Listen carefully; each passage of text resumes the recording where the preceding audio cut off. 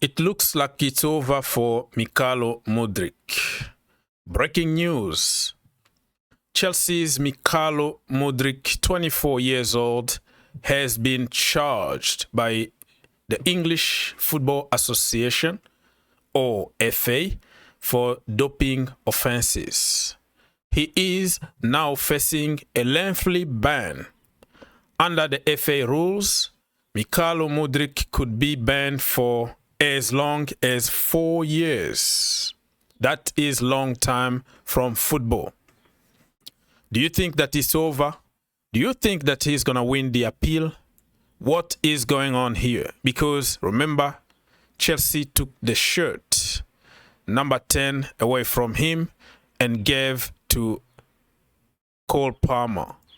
So looks like the future is not at Chelsea. Even when he's back, I think he's going to be in a certain level, probably go back to Ukraine, but I don't see him in a top level anymore. Let me read some comment here. Travis said that, so he is starting the ban afresh. Bro sold Chelsea fans a dream. I don't think he's going to start all over. They're going to take to consideration the time that he been out. But it's a long process, just like Paul Pogba. It was 4 years, and he went to the tribunal in Switzerland, and then it was reduced for 2 years. And Pogba is now back in, back and legit again to play football, even though he hasn't signed for any club by the time of recording. Sir Frederick said that Chelsea money goes under the drain. With all this money, does it occur to these players to stay sober? I don't really believe that Mykhailo Mudryk took drugs on purpose. It could be some supplement. It could be in the food. It could be something that he didn't know. But it is what it is. You are responsible for what is going in your body. But I don't think that on purpose like that, he's going to just take substances knowing what could happen to him. So he didn't know anything, and I believe on what he said, Mr. Mykhailo Mudryk. This guy here said, from record signing to this, what a twist. That is what a twist nobody saw coming. Another guy says, so unfortunate.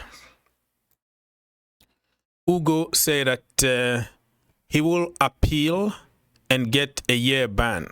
I don't think it's going to be only 1 year. I think it's going to be 2 years or 18 months instead of 4 years. So you see, in general, people, I haven't seen anybody that that is so out of the world here. They try to be balanced, but you can also find people who try to banter and try to mock Chelsea because how Chelsea went to spend a lot of money, hijack the deal from Arsenal, and particularly Arsenal fans must be very happy because they feel like they got one over Chelsea Football Club. He wasn't spectacular since he joined the Premier League. The first game was good against Liverpool, but after that we've seen only flashes of something here and there. He doesn't understand the structure of football. The minimum, the fundamentals of football is not. Even Enzo Maresca said it, Frank Lampard said it. He got skills, but he doesn't have the IQ to execute a plan on the pitch, to understand the space, when to run, what to do. He's just like popping from nowhere and he can do something. But slowly and surely we saw Maresca coaching him and bringing him to a okay level. But now that he's out, he's been out for like more than 6 months. He might be out for 2 years. I don't think he's going to reach the level that everybody tried to tell us that he was. John Obi Mikel kind of knew it. When everybody was hyping Mykhailo Mudryk, he was like, no. I don't feel it. Mudryk is coming into a bit of a game. You're still not having him, are you? No. He's I love their dismissive. No. He needs to cut the hair. He needs to get rid of the tattoos and focus on playing for Chelsea Football Right, Club. I love. I'm about to end this man's whole career. How? Yeah, so that was John Obi Mikel. And he was absolutely right, because it was all about vibes, because Arsenal wanted him and he was watching every single Arsenal game on TV and posting it on social media, kind of begging Arsenal to go and sign him. And Chelsea, for some reason, they hijacked the deal without any kind of expertise, without like scouting or anything. I don't believe anybody in their right mind scouted that brother and came with the conclusion that this guy is a 88 million player. Oh, because the Zerbi said, you know, he got the potential to win the Ballon d'Or. Come on. Anybody can say whatever they want. In the Ukrainian league, you can dribble past everybody because you are the big guy over there and there are so many, you know, acres of space for you to run. But when you come to a structure of the Premier League, you're going to find out immediately and you're going to struggle. Mudryk can win the Ballon d'Or, no? In the future. Really? Really. Wow. That's a big statement. What makes you say that? Very important answer, but I know the value of Mudryk. He has a potential to win the Ballon d'Or. Okay, people, so probably Chelsea can learn a lesson, you know. Just don't follow social media and don't make a decision out of the blue just because Arsenal wants somebody and you think Arsenal did their job, their due diligence, we can just go and hijack him. The way I see it, the Mykhailo Mudryk situation is, it's politics. Has nothing to do with football. They just wanted to take the mind away from Russians. Because remember, Abramovich was Russian. And he owned Chelsea. So the previous owner was Russian.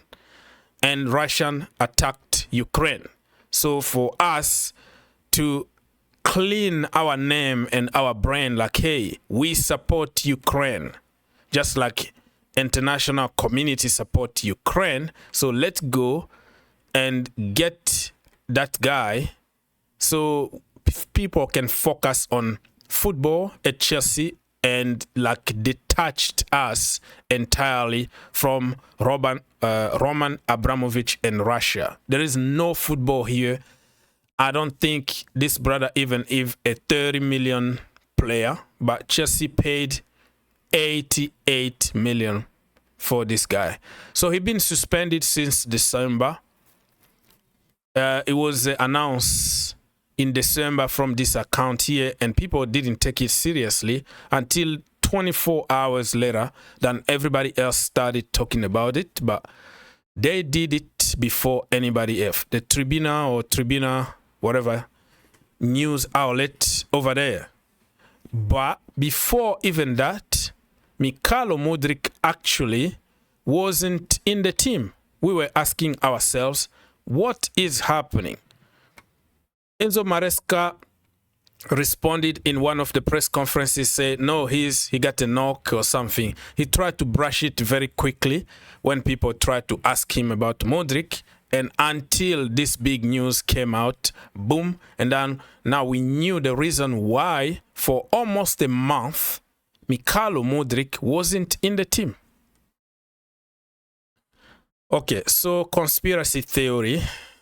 Mykhailo Mudryk apparently was dating this Russian supermodel here, Violetta. And Violetta she was posting a lot of pictures with Mudryk in Paris, in London, helicopters and all kind of romantic dinners and whatever it was. And according to conspiracy theory, Mykhailo Mudryk, this supermodel Russian, she was a spy to try to take Mykhailo Mudryk down because of the conflict between Russia and Ukraine. I'm not going to say yes or not. I don't know anything. I'm just telling you the conspiracy theory that came out after the doping situation. And you ask yourself, for what? Well, when it comes to spying, you can't exclude anything. If you look at like declassified FBI files and you see how they can use whatever they can find just to get somebody, you might be asking yourself some questions. I'm not confirming anything. And after that, they broke up and she went to date McKenna, Western McKenna, who is my brother here from the USA. And she dumped Mykhailo Mudryk after the mission was accomplished. That is what people believe on social media, but I'm not confirming anything. It's just a conspiracy theory. Let me know in the comment section down below. Do you see Mykhailo Mudryk back from this? Is he going to win the appeal? Do you see him at Chelsea Football Club? Because his shirt number was taken away from him and given to Cole Palmer.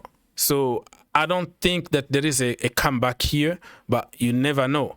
Never say never in football, but this is a waste of time. One of the worst signings in the history of Chelsea Football Club.